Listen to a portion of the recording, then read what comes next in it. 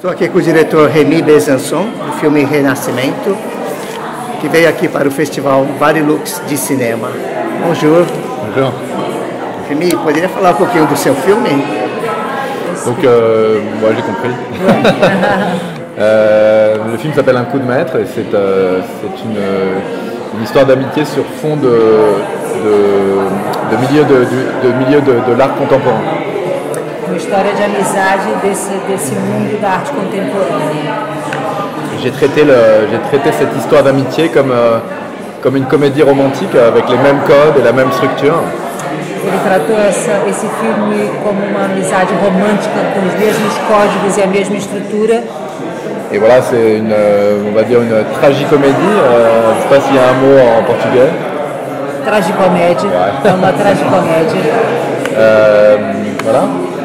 Ele aplicou a fórmula da comédia romântica, mas numa amizade entre dois homens, né?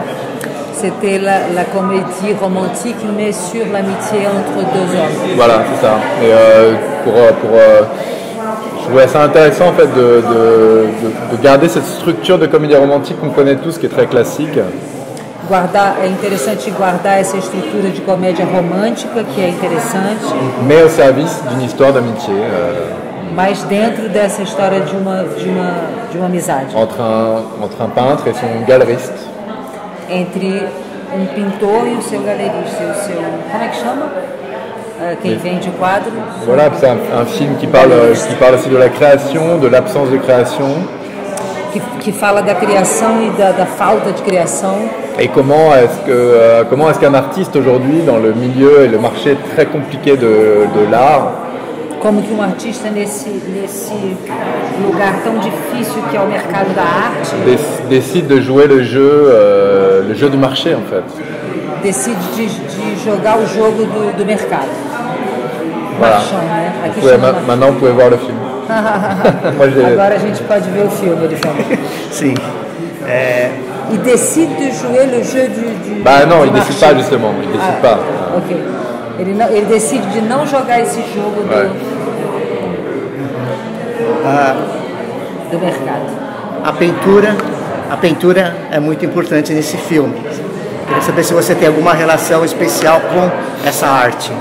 La peinture est très importante dans le film. Ouais. Est-ce que vous avez une relation spéciale? Ouais. En fait, moi, je suis réalisateur de cinéma, de 7 longs métrages.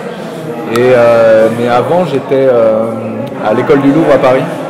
Antes ele estava na escola do Louvre à Paris, ele fez 7 longas. Ouais.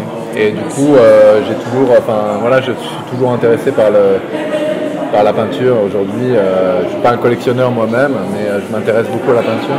Ele se interessa muito, ele não é colecionador, mas ele se interessa muito pela pintura. Et je vais tous les 2 ans à la Biennale d'art contemporain de Venise. Ele vai cada 2 anos na Bienal de Veneza. J'essaie de rester informé de ce qui se passe en peinture. Mais c'est vrai que le marché de l'art a beaucoup changé aujourd'hui. O mercado da arte mudou hoje em dia, mas ele tenta ficar sempre informado sobre o mercado da arte. Aujourd'hui, l'art devient une monnaie de spéculation en fait. Une façon de spéculer, de gagner plus d'argent et de mettre les tableaux dans des banques. Hoje em dia virou modo de especulação, de colocar os quadros nos bancos. Virou modo de especulação. Tous les tableaux maintenant, quand on achète un tableau, on les met dans des coffres et voilà, ça devient un placement. Quando a gente compra quadro, agora a gente bota num cofre, então. Alors que l'art c'est fait pour être vu.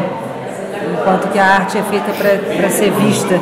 Então virou lugar para esconder os quadros num cofre. Et mon film commence par un tableau et le premier mot c'est regarder. E o filme começa com quadro e a primeira palavra é olha. Il faut toujours qu'on ait à l'esprit de l'art doit être vu et l'art n'est pas fait pour être dans des coffres.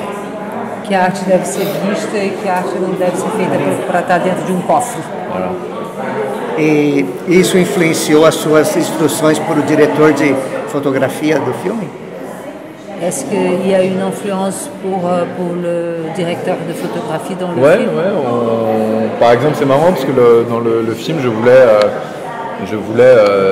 bannir, vous comprenez? Enlever la couleur jaune. Jaune. Ouais, il n'y a pas de jaune dans le film. Ele quis tirar o amarelo do filme. Moi j'aime bien jouer avec tout ça. Il n'y a pas du tout de jaune. Non, rien de jaune. Joli. Então ele começou com essa parceria. Et en fait, il y a une seule chose jaune dans le film. C'est à un moment donné, il y a du poison. C'est la seule fois où je mets du jaune dans le film. E um momento tem veneno, um poison. Du poison. E é veneno que é o único momento que tem o amarelo no filme. Então o amarelo você está simbolizando como dinheiro. Et le jaune, il symbolise l'argent ou il demande? Ouais, le jaune il symbolise. Faut voir le film. Tem que ver o filme. J'en dis pas plus. Allez voir le film. D'accord. E você fez também outro filme, O Mistério de Henry Pick. Ouais. Existe alguma relação, alguma proximidade entre esses dois filmes? Est-ce qu'il y a un rapport, une relation entre ces deux films? Ouais, il y en a une. Il y en a une parce que le mystère Henry Pick était dans le milieu de la littérature. Parlait de la littérature? Ouais, se passait dans le milieu de la littérature. Se passava no meio da literatura, sobre a literatura. C'était une enquête, en gros ça parlait de mystification. Vous connaissez le mot mystification? Era uma mistificação da literatura. Et là, finalement, je parle d'un autre... parce que moi, j'aime beaucoup aussi lire, et je parle dans Un coup de maître, je parle plus du milieu artistique, de peinture.